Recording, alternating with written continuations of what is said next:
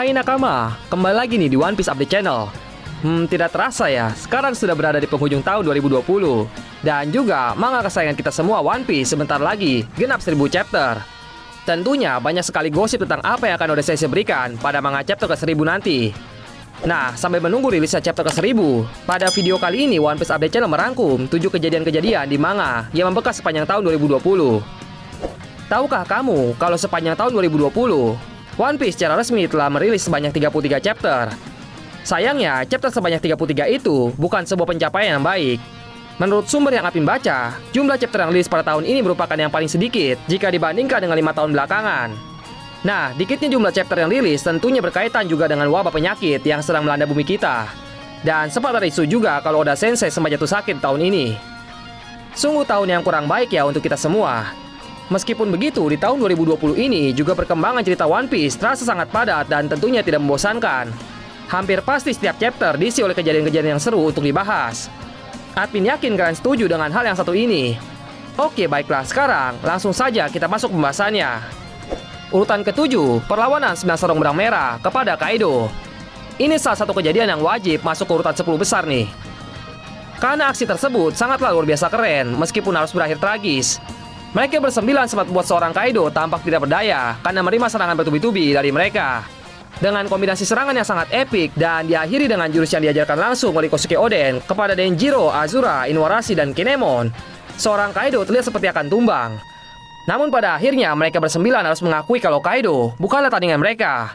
Dan sepertinya saat ini nyawa mereka sudah berada di ujung tanduk, atau mungkin beberapa dari mereka sudah gugur. Karena terakhir pada chapter 996, mereka semua tampak sudah tergeletak di tanah. Admin berharap sih memang harus ada yang gugur, biar Luffy bisa lebih mengamuk lagi saat melihat kondisi aliansinya. Di urutan ke-6, ketangguhan hati Nami.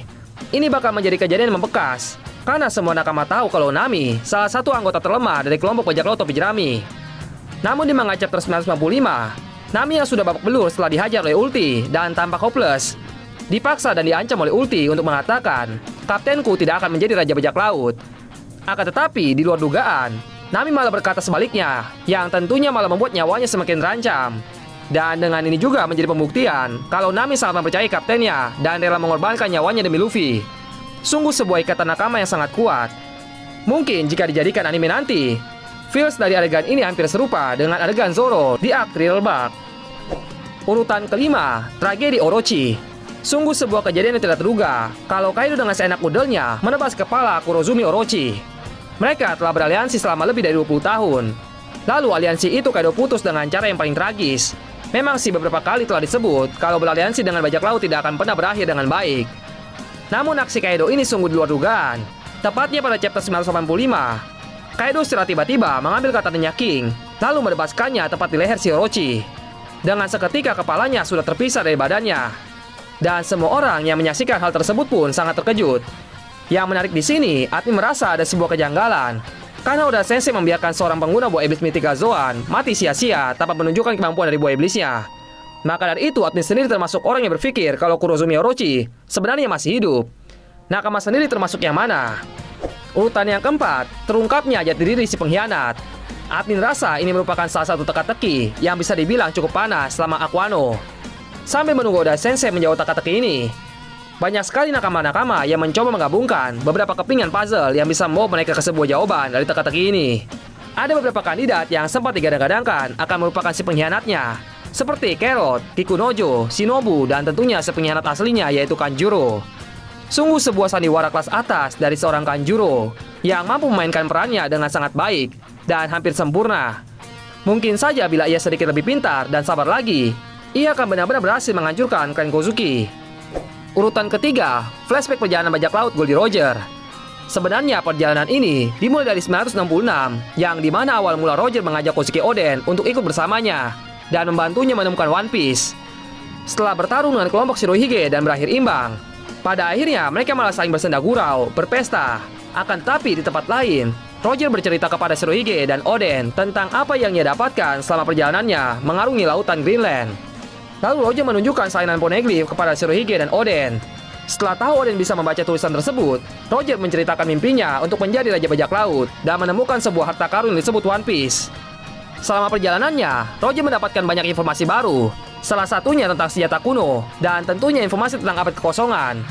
Nah, yang bikin semakin penasaran, ketika kelompok bajak laut Goldie Roger berhasil mencapai pulau tempat One Piece berada, mereka malah tertawa. Lalu Roger pun menamai pulau tersebut dengan nama Laftel. Jadi nama pulau tempat One Piece berada sebenarnya merupakan penamaan dari sang raja bajak laut. Kemudian ada hal lagi yang membuat admin bertanya-tanya, kenapa Shanks menangis setelah mengetahui sesuatu yang seharusnya berhubungan dengan One Piece? Sungguh reaksi yang sangat bertolak belakang, di mana Roger dan yang lainnya tertawa, dan Shanks malah menangis. Yap, sebuah kepingan puzzle lagi dari Oda Sensei tentang apa sebenarnya One Piece itu. Urutan kedua, buah iblis Uo-Uo no Mi.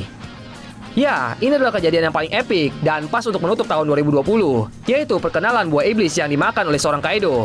Buah iblis mythical Zoan yang bernama Uo-Uo no Mi, atau Fish Fish Fruit, keluar sebagai jawaban dari teka-teki kekuatan buah iblis apa yang dimiliki oleh sang makhluk terkuat di dunia. Tapi bukan Oda Sensei namanya jika kita menerima informasi secara 100%. Karena meskipun sudah diberitahu buah iblis Zoan apa yang dimakan oleh Kaido, Oda Sensei masih belum memberitahukan secara keseluruhan tentang buah iblis tersebut.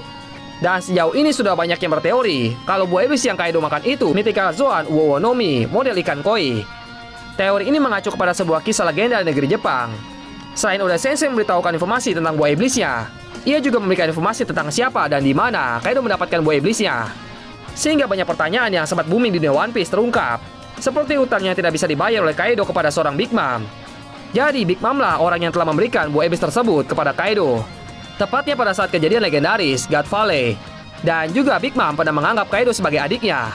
So, banyak sekali pertanyaan yang terungkap. Akan tetapi memunculkan pertanyaan baru yang lainnya. Benar-benar sebuah penutup tahun yang sangat cocok.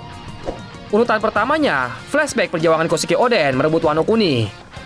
Setelah pulang dari petualangannya menjadi bajak laut, Koshiki Oden sangat terkejut dan marah melihat keadaan tanah kelahirannya yang sudah diambang kehancuran. Apalagi sang istri tercinta dan para pengikut setianya menjadi korban juga. Oden yang saat itu belum tahu apa-apa dan hanya berbekal dari cerita 11 Terbang Merah, langsung bergegas pergi ke ibu kota untuk mengakhiri semua penderitaan negeri Wano. Akan tetapi percobaan pertamanya ini pun gagal total. Karena ternyata dalam dari semua hal buruk ini masih dilindungi oleh kekuatan buah iblis Bari-Bari no Mi yang tidak bisa ditembus oleh Oden, dan juga di backup oleh kekuatan dari Kaido. Pada akhirnya Koshiki Oden mengalah karena ia tidak ingin peperangan pecah di tanah kelahirannya. Meskipun dirinya yang harus menanggung beban tersebut.